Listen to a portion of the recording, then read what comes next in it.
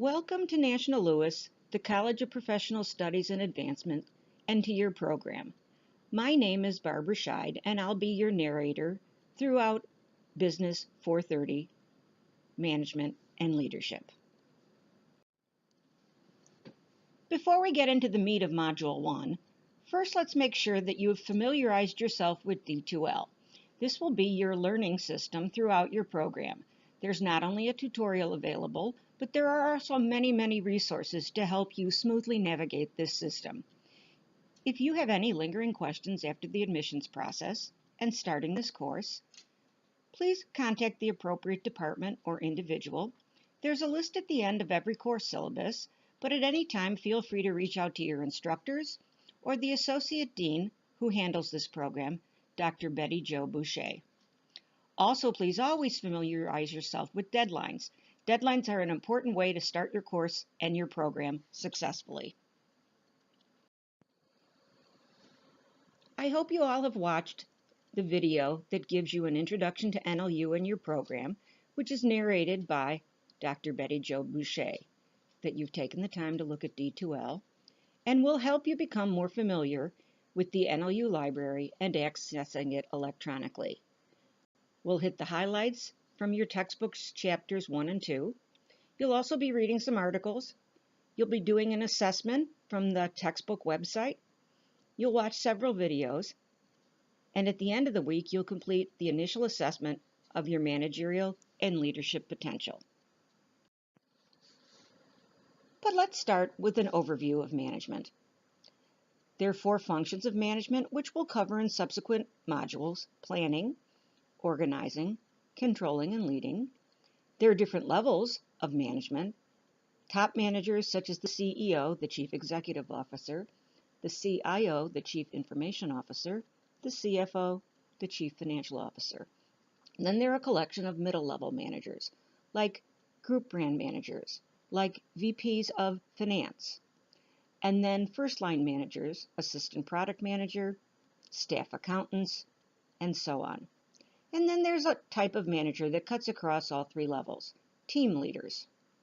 Managerial roles include your interpersonal roles, your informational roles, and your decisional roles. And then the basic skills that are necessary to be an effective manager are your technical skills, your human skills, and your conceptual skills. But that begs the question of, what is management? Management is getting work done through others. There are 2 concepts that are important to note at this point: managerial efficiency and managerial effectiveness. Efficiency looks at how you utilize resources, and an efficient manager should be able to get the work done with a minimum amount of effort, expense, or waste. Effectiveness has to do with accomplishing goals. So a manager is effective when he or she is able to successfully accomplish the tasks that fulfill organizational objectives. As managers, we want to be both efficient and effective. As I mentioned on a previous slide, there are 3 categories of managerial roles: interpersonal, informational, and decisional. In your interpersonal role, you will represent the company as a figurehead. As a manager, you represent the corporation or the firm. You also will lead. Hopefully you'll be a leader, but you'll take a leader position. And you'll also be a liaison within the company for the people below you, the people above you, and the people around you. Informational roles have to do with how you access, stay on top of, and share information that comes to you in your management position. Decisional roles have to do with being creative. You'll be an entrepreneur. How you handle conflict or disturbance.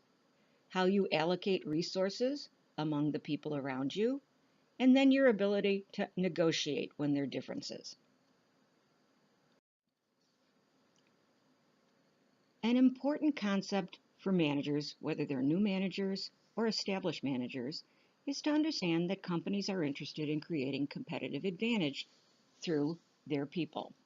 There are a variety of ways that a company can create competitive advantage through its people by going out and selecting the right people, providing employment security to those people, letting teams manage themselves, by decentralizing, that is, pushing the decision-making power down throughout the organization, by linking high wages to performance, by providing training and skill development, by reducing the level differences that sometimes exist so that people do not make decisions or interact with people based on the other people's status, and through the sharing of information.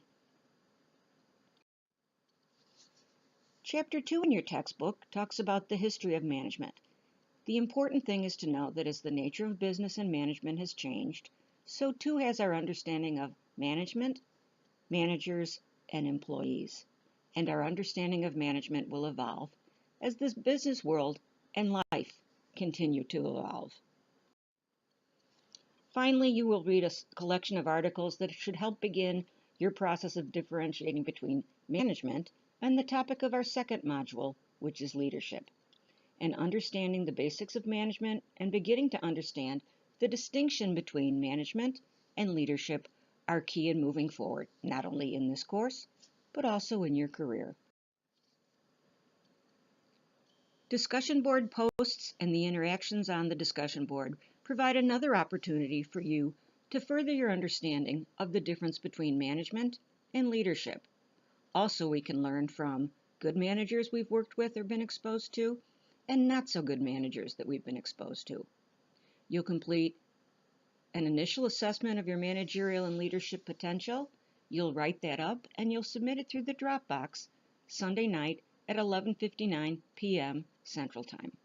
I look forward to working with you not only in this module, but throughout your course.